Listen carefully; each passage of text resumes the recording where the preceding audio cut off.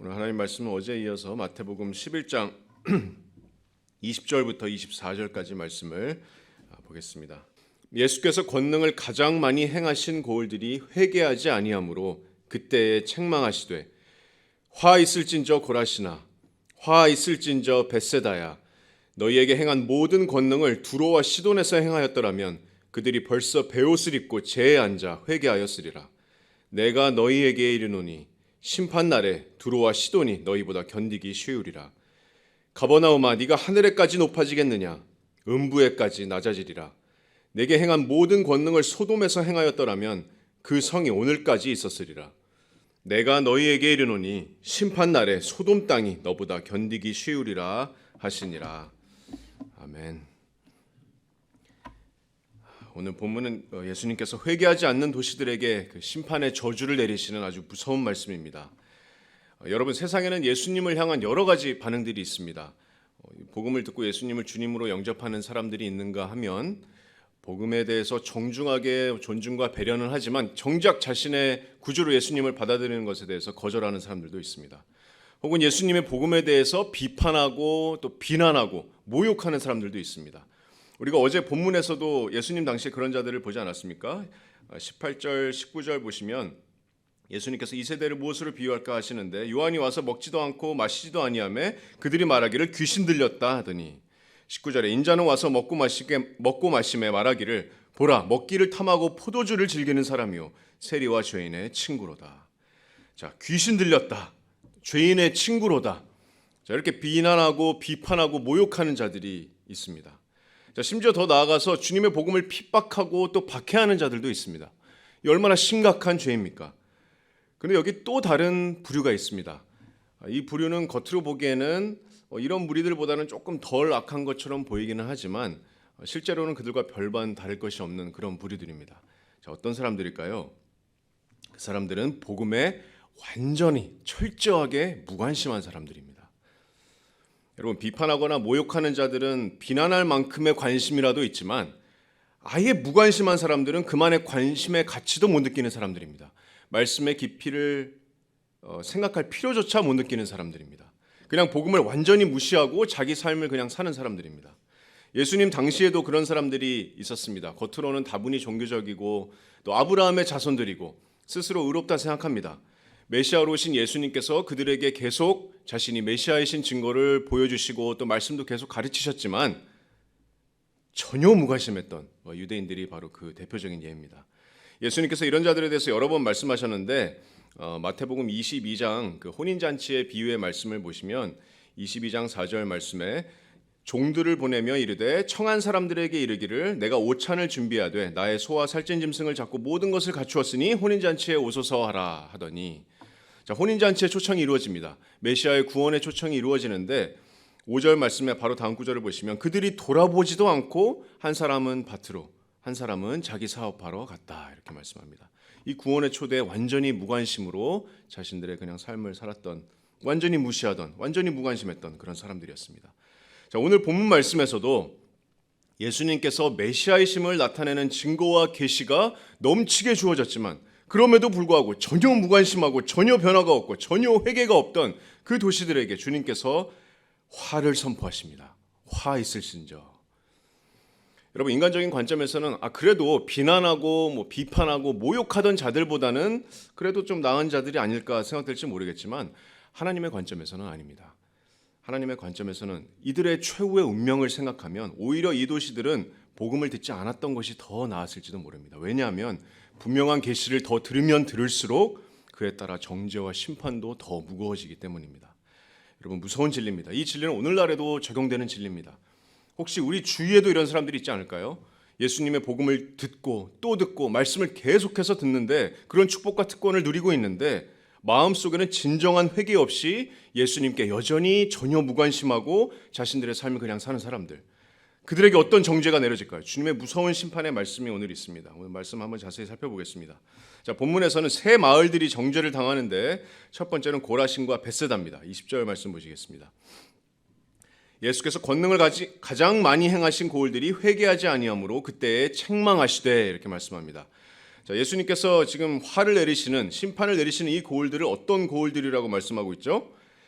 예수님께서 권능을 가장 많이 행하신 고을들이다 이렇게 말씀하고 있습니다. 자, 바꿔 말하면 얼마나 축복받은 도시들이었습니까? 얼마나 특권을 받은 마을들이었습니까? 이스라엘의 왕으로 오신 메시아께서 가장 능력을 많이 행하신 고을들이었습니다. 자, 그런데 그 고을들이 뭐하지 아니함으로요? 회개하지 아니함으로. 예수님께서 왜 이 고을들에, 이 마을들에 이렇게 많은 권능을 행하셨을까요? 예수님께서 인기를 얻기 위하셔서, 아니면 기적과 표적을 보여주시면서 자신의 명성이나 사람들의 이목을 끌기 위해서? 아닙니다. 주님께서 자신의 백성들에게 원하셨던 것은 단 한 가지밖에 없습니다. 바로 그 사람들이 회개하는 겁니다. 마음으로 회개하고 예수님을 영접하는 것. 종교적인 외식행위로 스스로 구원을 얻을 수 없다는 것을 깨닫고 죄에서 돌아서서 마음의 변화를 이루는 것. 그래서 메시아이신 예수님을 주님으로 받아들이는 것, 그리스도로 받아들이는 것. 주님이 원하시던 것이 그것이었습니다. 회개하라, 천국이 가까이 왔느니라. 하지만 이들은 회개하지 않았습니다. 그래서 지금 20절 하반절 말씀에 그때 예수님께서 지금 책망하시는데, 예수님께서 여기서 책망하신 이 책망은 예수님의 거룩하시고 의로우신 진노에서 나오는 강력한 어조의 그런 꾸짖음입니다. 자, 바로 다음 구절에 예수님의 입술에서 선포되는 그 말씀에서 그 심각성을 알 수가 있는데, 자, 21절에 어떻게 시작하냐면 화 있을진저라는 그런 말씀으로 시작합니다. 자, 화 있을진저라는 표현은 구약에서도 많이 볼 수 있는 표현이죠. 하나님께서 선지자들을 통해서 악행자들에게 심판을 내리실 때 선포하시는 그런 저주의 말씀입니다. 화 있을진저. 지금 궁극의 심판장이신 예수님께서 심판을 선포하고 계십니다. 화 있을진저 고라시나, 화 있을진저 벳세다야. 예수님의 심판을 받는 첫 번째 두 마을은 바로 고라신과 벳세다입니다. 여러분, 고라신과 벳세다 두 마을은 모두 이스라엘의 이제 북쪽에 위치하고 있었고, 예수님께서 사역의 근거지로 삼으셨던 그 가버나움의 근처에 있던 아주 가까운 마을들입니다. 예수님께서는 말씀처럼 이 두 마을에서 다른 어떤 마을들보다 메시아의 권능을 많이 나타내셨습니다. 구체적으로 복음서에는 몇 가지 기적들이 기록되어 있는데, 마가복음 6장 54절에는 예수님께서 벳세다에서 거기서부터 갈릴리 바다 물 위를 걸어오시는 기적도 있습니다. 또 마가복음 8장 22절을 보시면 예수님께서 벳세다에서 맹인들의 눈을 고치시는 그런 기적이 기록되어 있습니다. 오늘 본문에 따르면 복음서에는 다 기록되지 않았지만 예수님께서 정말 수많은 기적들, 가장 많은 기적들을 이 고을들, 고라신과 벳세다에서 행하셨습니다. 하지만 그들은 회개하지 않았습니다. 변화하지 않았습니다. 철저하게 무관심했습니다. 돌아보지도 않고, 한 사람은 자기 밭으로 갔고 한 사람은 자기 사업하러 갔습니다. 자, 그래서 이제 지금 예수님의 거룩하신 진노가 이들의 이 무관심한 불신앙 위에 내려지는데 21절에 놀라운 말씀을 이어가십니다.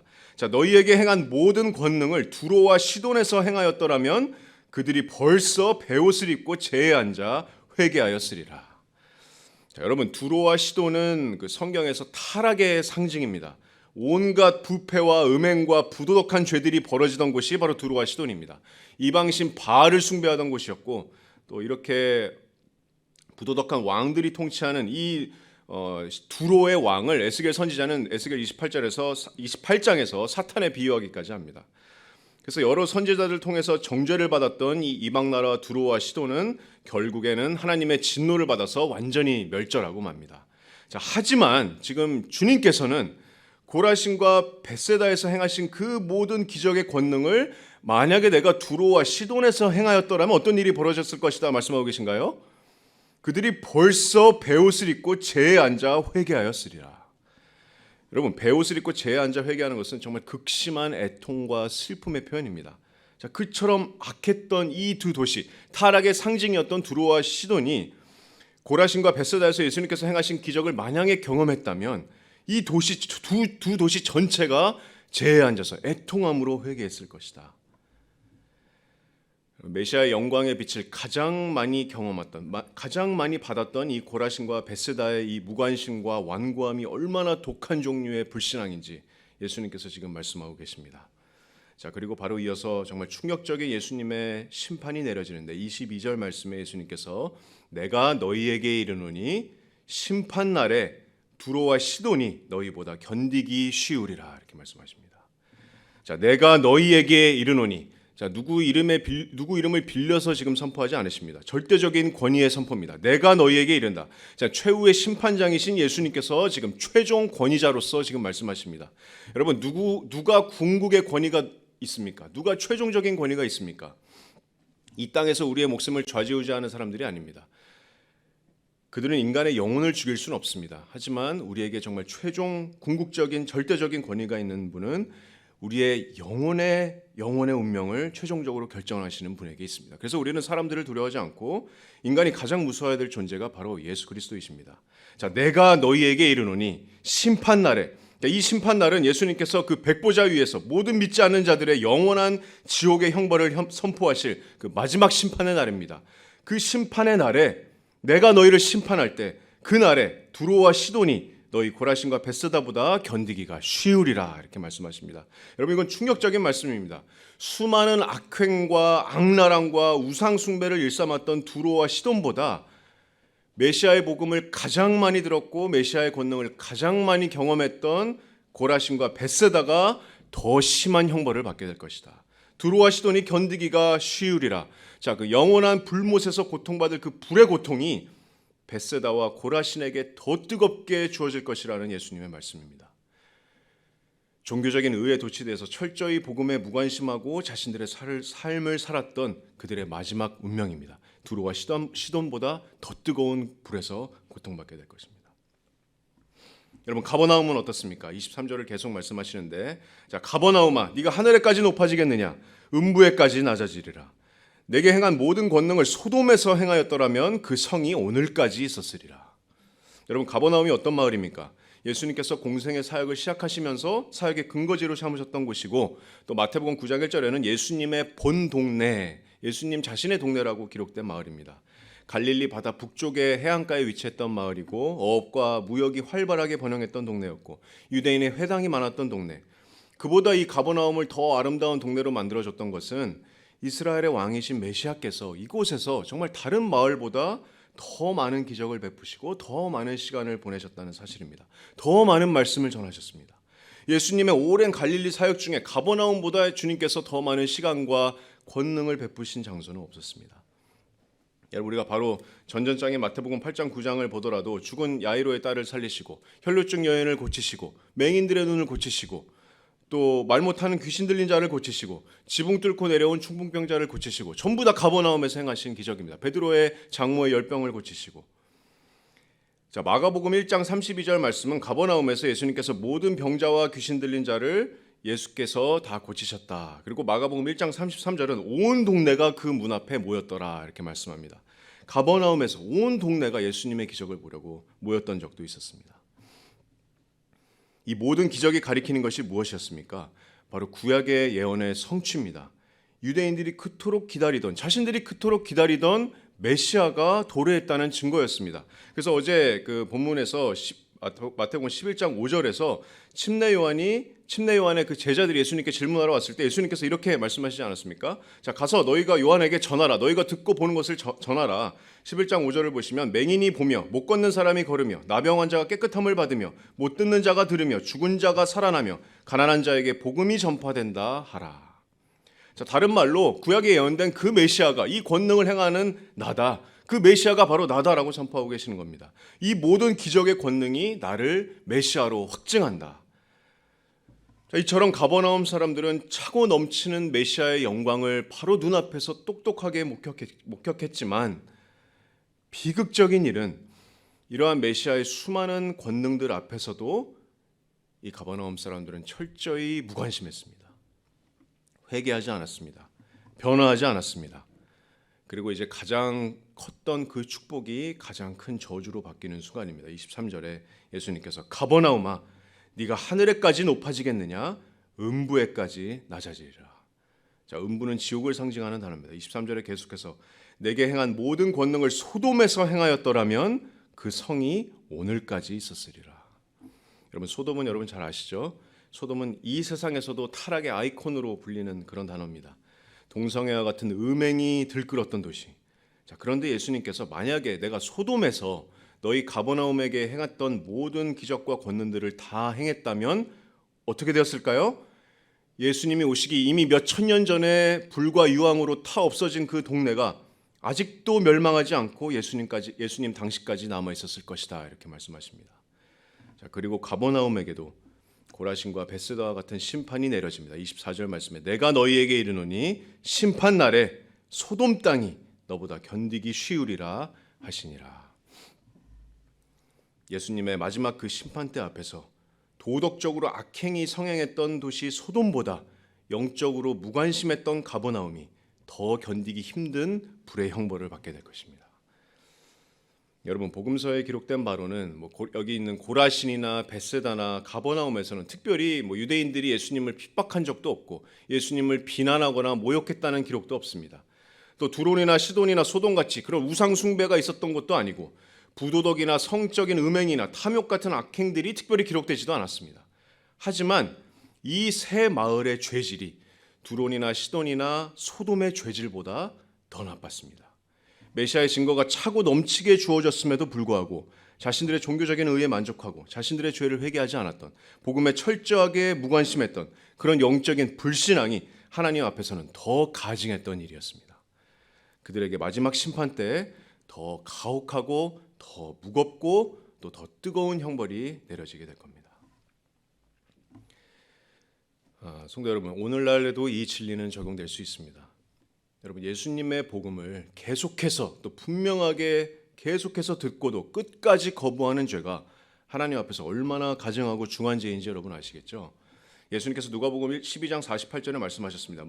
많이 받은 자에게는 많이 요구할 것이요 많이 맡은 자에게는 많이 달라 할 것이니라. 여러분, 주님의 복음을 분명하게 듣고 또 계속해서 선포되는 말씀을 들으면 들을수록 그 말씀을 끝까지 거부하는 자들은 예수님의 심판대 앞에서 자신의 형벌을 계속해서 더 무겁게 쌓고 있는 겁니다. 그런 점에서 끝까지 예수님을 거부하는 자들에게는 복음의 영광에 계속 노출되는 것이 오히려 더 위험한 일입니다. 자, 히브리서 10장 29절 말씀에 하물며 하나님의 아들을 짓밟고 자기를 거룩하게 한 언약의 피를 부정한 것으로 여기고 은혜의 성령을 욕되게 하는 자가 당연히 받을 형벌은 얼마나 더 무겁겠느냐 너희는 생각하라, 이렇게 말씀하십니다. 여러분, 지옥의 그 영원한 형벌에는 경중이 있습니다. 다 똑같은 수위로 처벌받는 것이 아닙니다. 예수님의 그 분명한 십자가와 언약의 피의 진리의 말씀을 분명히 듣고도 거부하고 의도적으로 무시했던 자들에게는 더 심한, 더 무거운 형벌이 예비되어 있습니다. 여러분, 우리 주위에 이런 사람들이 있을지 모릅니다. 길거리에서 복음을 듣는 사람들도 그렇지만 무엇보다도 교회 안에서 예수님의 복음의 말씀을 매주일 계속해서 하나님의 말씀을 듣고 또 듣고 또 듣고 있지만 마음으로는 내가 그 말씀을 철저하게 무관심으로 무시해버리고 그냥 내 스스로 의로운 삶을 사는 불신자들이 있을 가능성이 있습니다. 여러분, 마지막 심판자이신 주님께서는 만홀히 여김을 당하지 않으십니다. 그들이 만약에 이 생을 마감할 때까지 예수님께 무관심하고 들은 모든 그 말씀들을, 매주일 들었던 말씀들을 전부 다 한 귀로 흘렸다면 심판의 날에 악행이 넘쳐났던 그 고대의 도시들 소돔과 또 두로와 시돈의 그 심판의 불보다 더 뜨거운 불로 영원의 그 심판 불못 가운데서 심판받게 될 겁니다. 하지만 아직 기회는 있습니다. 주님의 은혜 아래서 아직 오늘이라고 불리는 날에 기회가 있습니다. 온유하고 겸손하신 긍휼의 주님께서 여전히 지금 오늘도 두 팔을 벌리시고 오라 하십니다. 오라. 자, 이 주님의 구원의 명령의 말씀으로 오늘 말씀을 맺겠습니다. 자, 11장 28절 말씀에 예수님께서 수고하고 무거운 짐진 자들아 다 내게로 오라. 예수님께서 오라고 말씀하고 계십니다. 내가 너희를 쉬게 하리라. 나는 마음이 온유하고 겸손하니 나의 멍에를 메고 내게 배우라. 그리하면 너희 마음이 쉼을 얻으리니 이는 내 멍에는 쉽고 내 짐은 가벼움이라 하시니라.